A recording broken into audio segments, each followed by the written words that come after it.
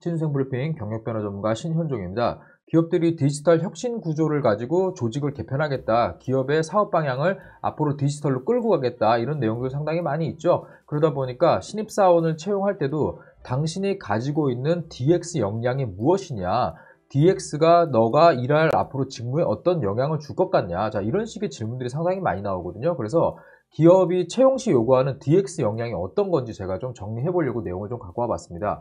일반적으로 DX는요, 디지털 트랜스포메이션, 그러니까 트랜스를 X라고 쓰잖아요. 그래서 일반적으로는 DX 역량이라고 합니다. 그래서 한국말로 굳이 뭐 번역을 하자면 디지털 전환, 디지털 혁신, 뭐 이렇게 해석을 할 수 있다, 이렇게 보시면 되겠는데요. 일반적으로 DX를 요구하는 이유는요, 일단 지난 2022년 10월에 어떤 게 나왔죠? 생성형 AI, 챗GPT가 소개가 되면서 사실 기업들은요, 이제는 큰 변화가 시작됐구나라는 거를 아마 느꼈을 겁니다. 그 이전에는요, 적응형 AI, 그러니까 생성형 AI는 제너레이티브 AI라고 합니다. 자, 그런데 적응형 AI, 아답티브 AI는요, 이미 그 전부터 쓰이고 있었어요. 그 초창기 모델이 보통 RPA, Robotic Process Automation이라고 생각하시면 되겠고요. 자, 그러한 것들이 머신 러닝, 뭐 데이터 사이언스, 이런 얘기 들어보셨을 거예요.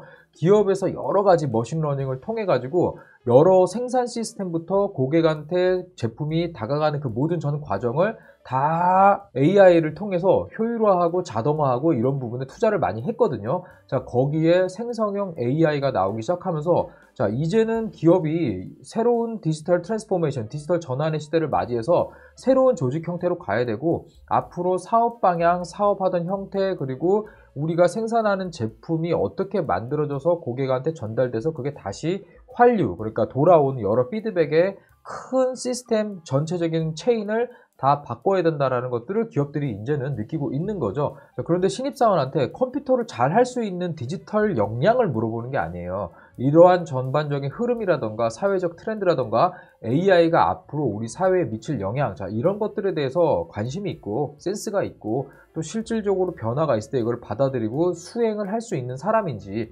앞으로 조직 전반에 DX가 여러 가지 변화를 주도할 거는 틀림없거든요. 자, 이러한 것들에 대한 이해가 있는 사람을 선발하는 거예요. 무슨 코딩이고 뭐 이런 게 아닙니다. 그래서 주목을 받는 건 당연히 생성형 AI죠. 생성형 AI가 이제는 산업 전반에 완전히 활용되고 있다라고 봐도 되거든요. 특히 우리가 공장 이런 데 보면은요, 하이퍼 오토메이션, 뭐 스마트 팩토리 이런 개념 들어보셨을 거예요.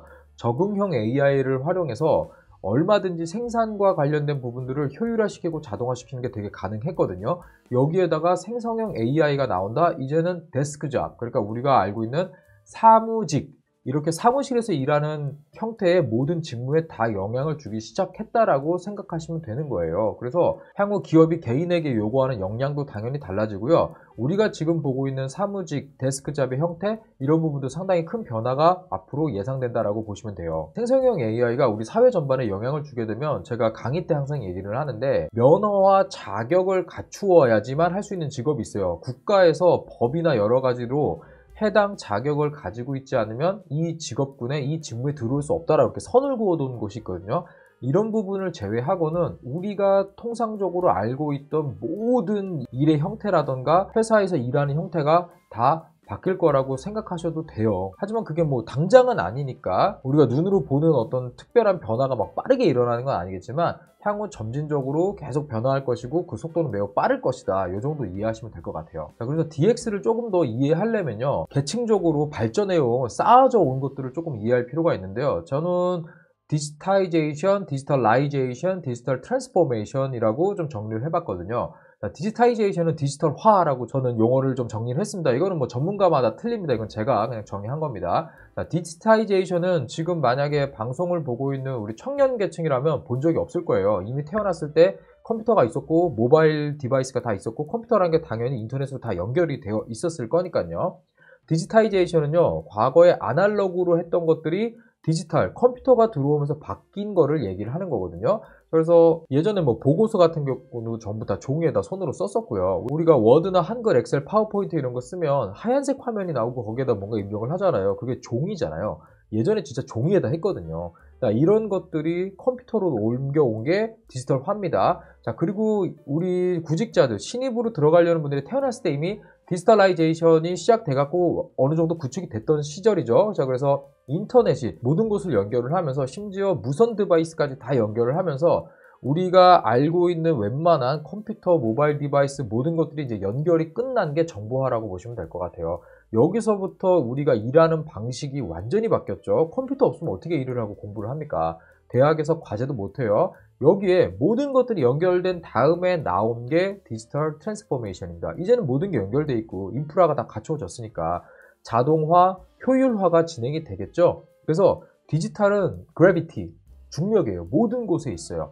모든 곳에 있는 디지털을 가지고 이제는 이거를 누가 더 효율적으로 잘 쓸 수 있느냐, 자, 여기가 디지털 전환의 단계다라고 보시면 될 것 같아요. 그래서 저는 교육 때 얘기를 해요. 디지털 전환이란 기존에 하던 것들, 그러니까 우리가 뭐 컴퓨터나 모바일이나 이런 것들로 뭐 하는데 크게 불편함은 없었는데 또 다른 디지털의 어떠한 도구라든가 플랫폼이 나와서 기존의 것을 다 불편하게 만들어 버린다. 걔가 바로 디지털 전환이다, 이렇게 생각하시면 됩니다. 그래서 기업들은 자기소개서 항목에 직접적으로 아예 DX 역량을 물어보는 경우도 있고요.